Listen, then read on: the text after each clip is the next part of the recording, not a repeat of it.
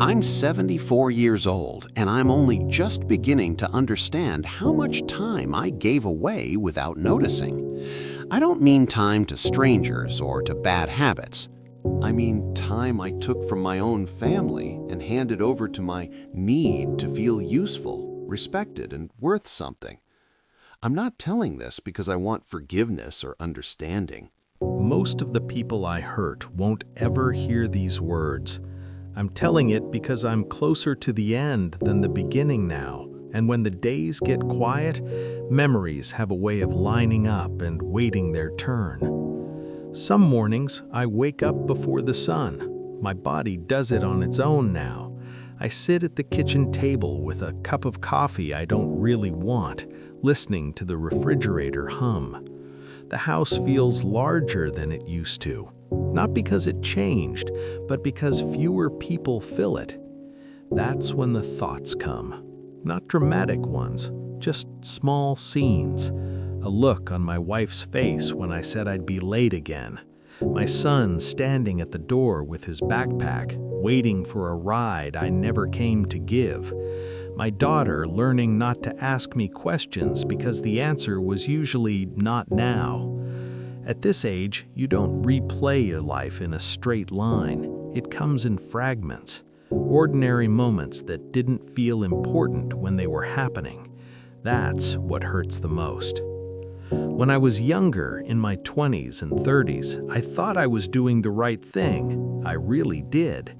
I believed that being reliable, hardworking, and dependable was the same thing as being a good husband and father. Nobody told me otherwise, and I didn't ask. I grew up in a house where worth was measured by effort. My father worked himself thin. He wasn't cruel, but he was distant. He believed providing was love. I inherited that belief without realizing it was a choice. I married young. My wife was patient, warm, and steady in ways I never learned to be. When we had our first child, I remember holding him and feeling terrified, not of loving him, but of failing him. That fear followed me everywhere. So I worked. I worked longer hours. I said yes when I should have said no. I told myself I was building something for them, a better life. Security, stability, all the words that sound responsible when you say them out loud. I didn't come home for dinner most nights. I missed school events because meetings ran late. I promised weekends and then filled them with errands and side projects. I was always tired, always focused, always thinking about the next thing that needed to be done. At the time, it felt necessary. It didn't feel like sacrifice, it felt like duty. My wife would try to talk to me in the evenings. Nothing dramatic, just small things. Something one of the kids said, a worry she had. Sometimes she'd stop mid-sentence when she realized I wasn't really listening. I'd nod, offer a few words, and drift back to whatever problem was waiting in my head. I told myself we'd have time later when things settled down, when the kids were older, when work slowed. There was always a later. The kids grew fast, faster than I noticed. I was there for birthdays, but not always present. I took pictures without being in them. I knew their grades, but not their fears. I knew what they wanted to be when they grew up, but not who they already were. None of this happened all at once. That's the part people don't talk about. You don't wake up one day and realize you've lost something important. You lose it in inches. A missed conversation here, a delayed apology there. Choosing sleep over sitting on the edge of a bed for 5 more minutes. Choosing quiet over curiosity. I remember my son once asking me to come outside and throw a ball with him. I told him I had to finish something first. He waited for a while, then he stopped asking.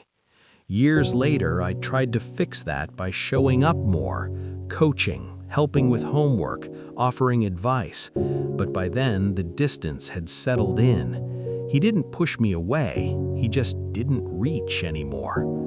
My daughter became independent early. I used to be proud of that. Now I see it differently. She learned not to rely on me because I taught her, without meaning to, that I was unreliable in the ways that mattered. My marriage changed too, quietly. My wife stopped complaining. She stopped waiting up. She built a life that didn't require my attention. I thought that meant everything was fine. We didn't fight much. That should have worried me more than it did. The turning point didn't come with an argument or a breakdown. It came with an illness. Not mine, hers. She got sick in her late 50s. Nothing dramatic at first, just fatigue, pain she brushed off, appointments I didn't attend because work was busy. I regret that more than I can explain. When things got serious, I was suddenly very present. I took time off. I sat in waiting rooms. I held her hand.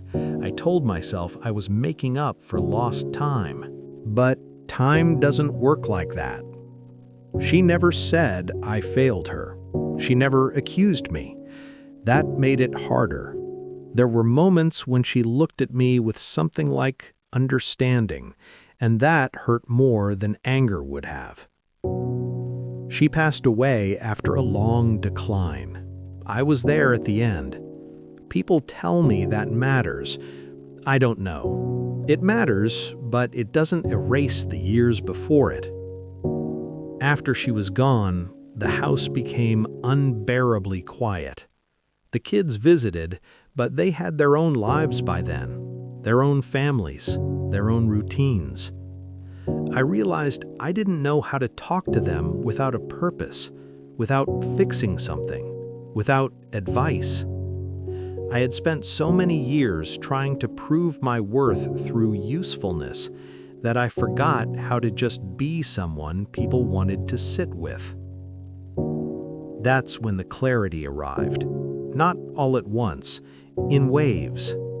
I saw how often I had chosen being needed over being present, how I mistook exhaustion for virtue, how I believed love could be deferred and still stay intact. Some things can't be fixed. You can't go back and sit at the table again. You can't hear the version of your child's voice that only existed for a few years. You can't ask questions that should have been asked before people learned to stop answering. I have relationships with my children now, but they're different. Polite, caring, a little distant. They don't need me the way I once imagined they would, and they shouldn't. That's not their fault.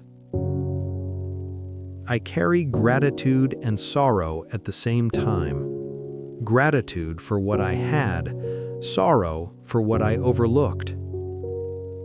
If you're listening to this, I'm not asking you to change your life. I don't believe in advice delivered too confidently. I only know what I wish I had understood. Being busy can feel like purpose, but it can also be a hiding place. Providing is important, but it doesn't replace presence. And assuming there will be more time is a quiet kind of gamble. People don't remember how hard you worked.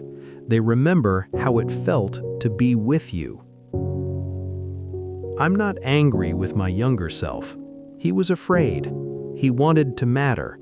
He just chose the wrong measurements. Now, my days are slower. I sit with memories longer than I should. I try to listen better when someone speaks. I try to notice what's in front of me while it's still there. There isn't much time left for me. I know that. I'm not afraid of it. I just wish I had known sooner that proving your worth can cost you the very people who already loved you. If this meant something to you, sit with it. You don't have to act. Just notice who's waiting for you without saying it out loud. That's all I wanted to say.